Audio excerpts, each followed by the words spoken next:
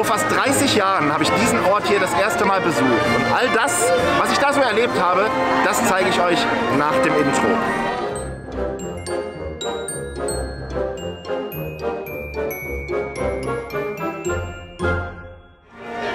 Ich bin ja gerade am Umziehen und ja, da sind mir so ein paar Sachen in die Hände gefallen, die an meinen ersten Aufenthalt hier erinnern. Es war am 5., 6., 7., 8. Juni 1992, jetzt fast 30 Jahre her. Vor 30 Jahren hat ja das Disneyland eröffnet und ja, ich habe da mir jetzt so ein bisschen Mühe gegeben, habe das Ganze mal für euch digitalisiert und möchte euch daran jetzt teilhaben lassen und ja, lasse das Ganze natürlich nicht unkommentiert und ich nehme euch jetzt einfach mit auf eine Zeitreise. Wir sind im Jahr 1992 angekommen. Mein Gott, es ist schon so lange her, 29 Jahre, nächstes Jahr schon 30 Jahre und ja, es war das Jahr, in dem das Disneyland Paris dann auch eröffnet hatte und ein lang ersehnter Traum ist endlich in Erfüllung gegangen, denn wir haben das Hotel Santa Fe gebucht und waren das erste Mal im Euro Disney bei Paris. Es war der 5. Juni, den ihr jetzt gerade sehen könnt und ja, ihr seht mich und es ist irgendwie der typische 90er-Jahre-Look, einen roten Pulli, eine Jeanshose und einen pinken Rucksack auf dem Rücken. Hier seht ihr jetzt gerade meine Schwester, das war auch so ein ganz, ganz heikles Thema in dem Moment, denn meine Mutter war immer etwas panisch, denn alles, was irgendwie verboten war, hat meine Schwester wie ein Magnet angezogen. Das heißt also, meine Mutter war immer irgendwie in Sorge, dass sie irgendwann mal in diesem Teich oder in diesem Wasser dort landen würde und ja, ich war komplett aufgeregt. Ich kann mich daran noch sehr, sehr gut erinnern. Wir sind, es war, ich glaube, ein Freitag, sind dort angekommen und klar, mussten dann erstmal die Zimmer einchecken, haben unsere Tickets geholt und waren noch gar nicht so sicher, wie wir jetzt überhaupt von da aus zum Disneyland Park kommen sollten. Und ja, das war ja ganz einfach, denn es gibt ja einfach diese Shuttlebusse, die damals diese gelben Busse waren. Jemand von euch, der vielleicht auch zu der Zeit im Disneyland war oder im Euro Disney müssen wir ja jetzt reden, kennt auf jeden Fall noch diese ganz bekannten gelben Shuttlebusse.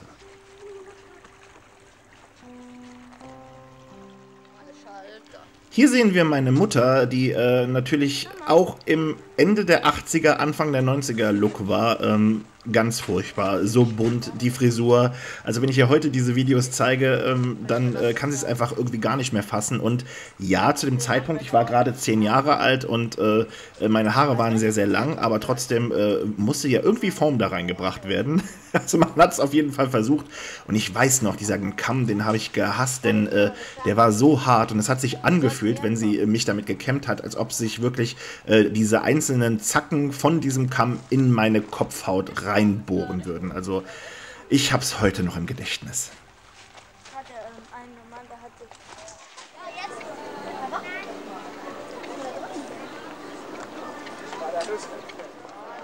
Tja, da sind wir schon mit dem Shuttlebus angekommen und sind dort dann am Bahnhof rausgelassen worden und da sah es zu diesem Zeitpunkt tatsächlich noch ganz anders aus, wie ihr hier auch sehen könnt. Und da war noch nicht das Disney Village, sondern es war das Festival Disney und noch komplett anders designt, als wir es heute kennen. Und es ist ja nicht nur das, auch der Walt Disney Studios Park, den ihr ja auch jetzt alle kennt, der war ja zu dem Zeitpunkt auch noch nicht da.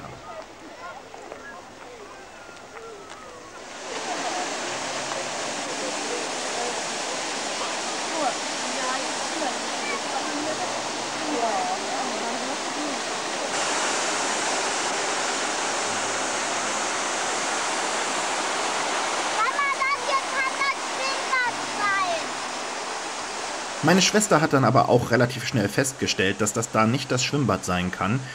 Es ist Fantasia Gardens und sie hat sich ein bisschen irritieren lassen, weil wir in den Urlaubskatalogen immer die Bilder aus der Sequoia Lodge oder der Davy Crockett Ranch gesehen haben.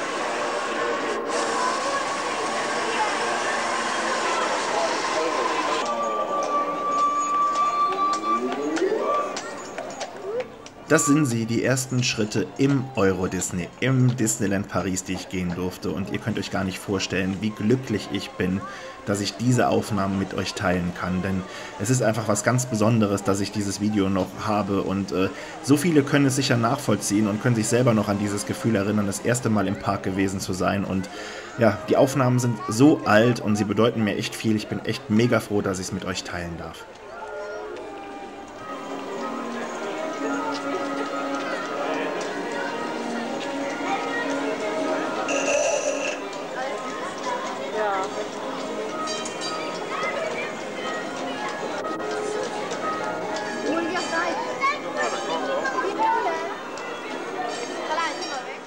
Dieser Moment war natürlich etwas ganz Besonderes und wir waren ja da mit meiner Mutter, mein Vater, meine Schwester und die besten Freunde von meinen Eltern. Und ich weiß noch, dass ich die Freundin von meiner Mutter gefragt habe: Schlaf ich oder ist das Wirklichkeit? Bitte kneif mich, um mir zu beweisen, dass das jetzt gerade wirklich passiert.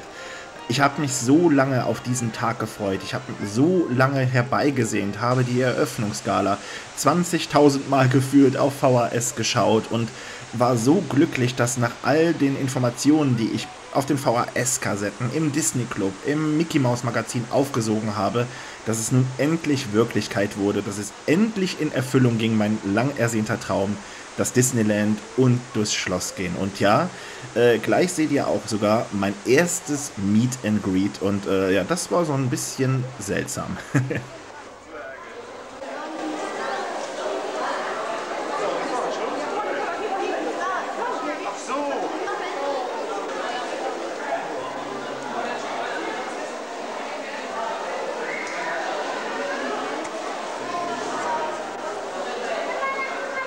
Tatsächlich war es damals so, dass es damals nicht so vorgeschriebene Plätze gab wie heute, wo man Meet and Greets hatte, sondern die Figuren sind teilweise einfach so im Park rumgelaufen. Und zu dem Zeitpunkt waren tatsächlich Schneewittchen und die 7 Zwerge hier im Dornröschen-Schloss zu treffen. Und ja, das war tatsächlich dann mein erstes Meet and Greet. Ihr könnt sehen, er hat mich nicht so wirklich beachtet und ich musste das schon so ein bisschen erzwingen, dass man mir dann tatsächlich dann mal die Hand gegeben hat. Aber ja, es ist sehr erfolgreich verlaufen.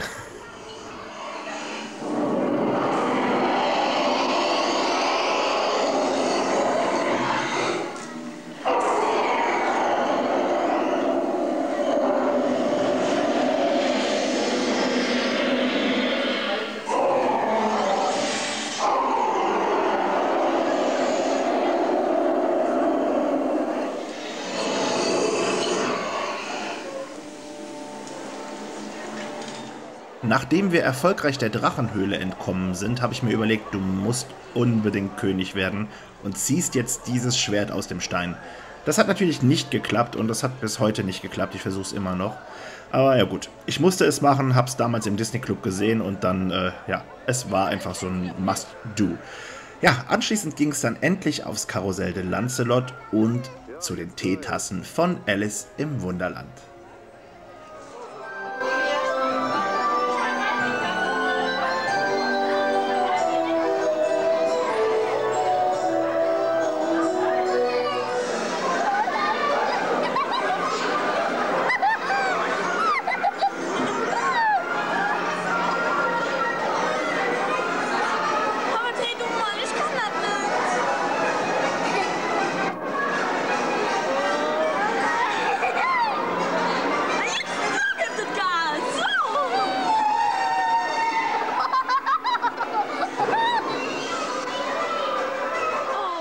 Natürlich durfte es auch damals nicht fehlen. Eine Runde It's a Small World. Meine erste Tour um die Welt bei It's a Small World. Also, das Krasse ist, irgendwie, wenn ich mir dieses Video anschaue, hat sich nichts geändert. Es sieht immer noch aus wie 1992.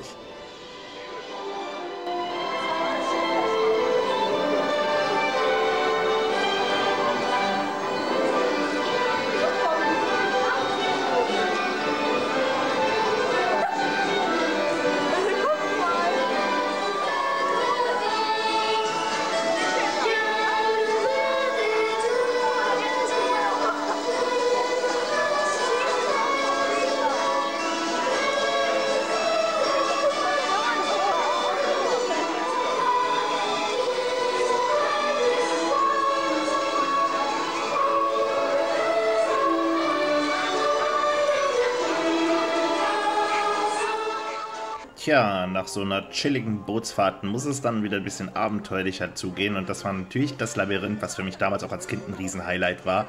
Damals waren die Hecken immer mega schön beleuchtet, wenn es dann dunkel geworden ist und daran erinnere ich mich noch gut. Ja, ich habe es nicht so wirklich verstanden, was ich da machen musste und man musste mir erstmal ein paar Anweisungen geben, bis ich gecheckt habe, dass man einfach seinen Kopf unten auf die Karte legen muss.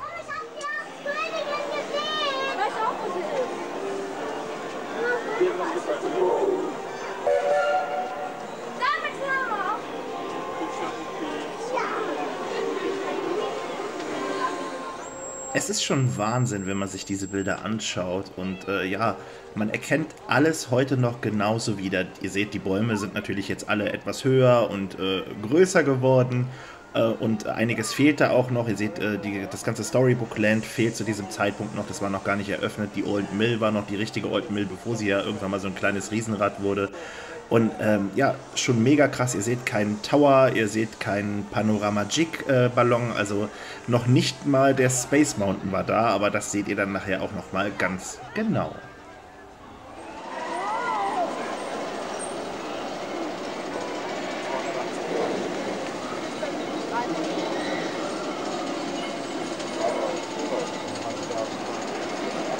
Guck mal, die wird gar nicht automatisch gesteuert.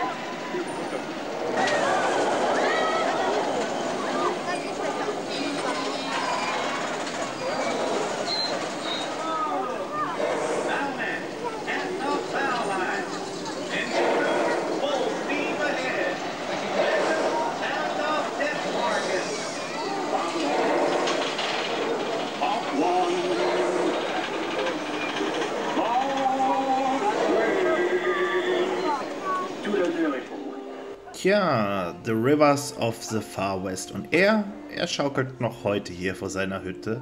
Und der Hund bellt immer noch. Das ist so krass, finde ich, wenn ich da heute dran vorbeifahre. Und wir sind zu dem Zeitpunkt mit der Mark Twain gefahren. Ihr seht da die Molly Brown, die er jetzt im Moment fährt. Die Mark Twain war ja ein Schaufelraddampfer, die jetzt im Moment im Dock steht. Und ja, ich hoffe, dass sie tatsächlich renoviert wird, weil Disneyland hat das ja schon mal angekündigt und hat gesagt, okay, sie wird neu gemacht und wird restauriert, so dass vielleicht irgendwann wieder die Molly Brown und die Mark Twain zusammen auf diesem tollen Fluss fahren werden.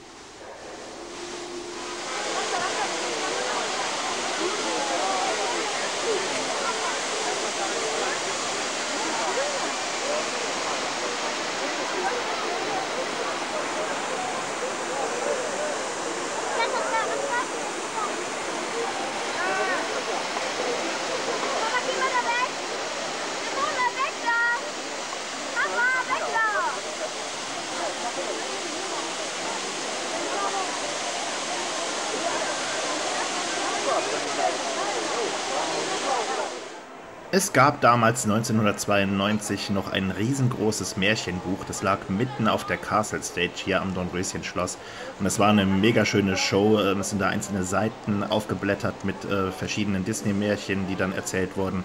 Ihr könnt es da so ein bisschen sehen, also schade, dass es sowas heute nicht mehr gibt.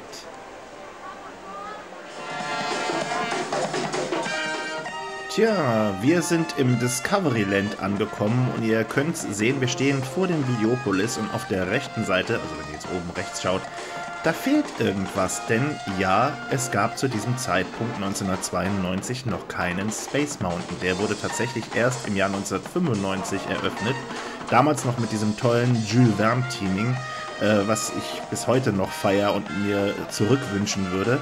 Vielleicht geht dieser Wunsch ja auch irgendwann mal in Erfüllung. Im Videopolis gab es dann tatsächlich keine Disney-Show zu sehen. Es war so eine Tanzshow. Ich weiß auch nicht. Also wenn ich mir heute die Bilder dazu anschaue, so 80er-Vibes, Anfang der 90er, schon etwas seltsam. Ich glaube, heute würde man damit keinen mehr vors Loch locken.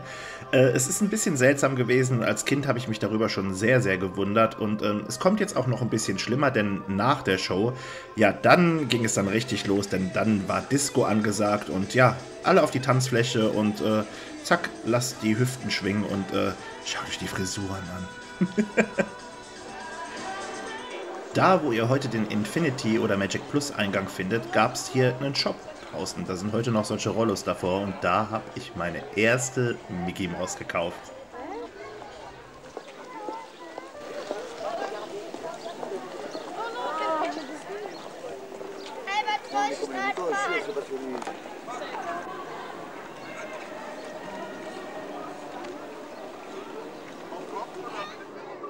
Tja, das war's dann auch. Das waren jetzt die wichtigsten Aufnahmen, die ich mit euch teilen konnte.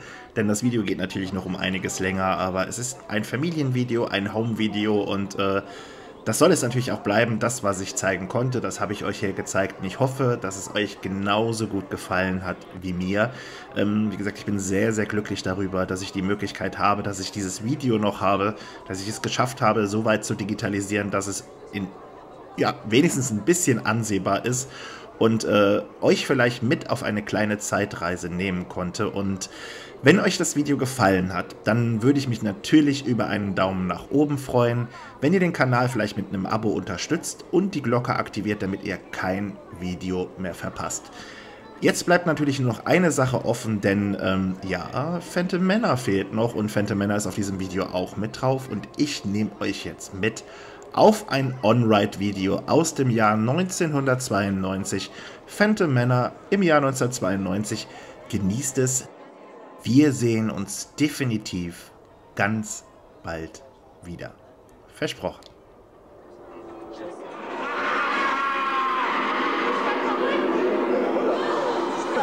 Lass mich nicht alleine hier. Gut geschlafen, mal laufen, gell?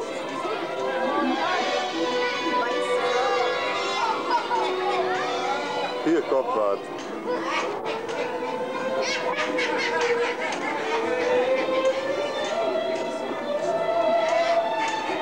Guck mal hier.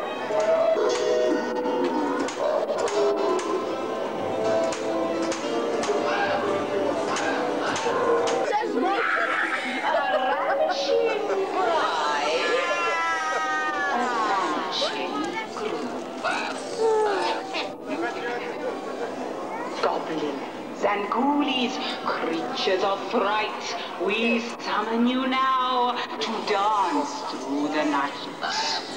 Esprits et fantômes, sur vos fiers destriers, escortez dans la nuit la belle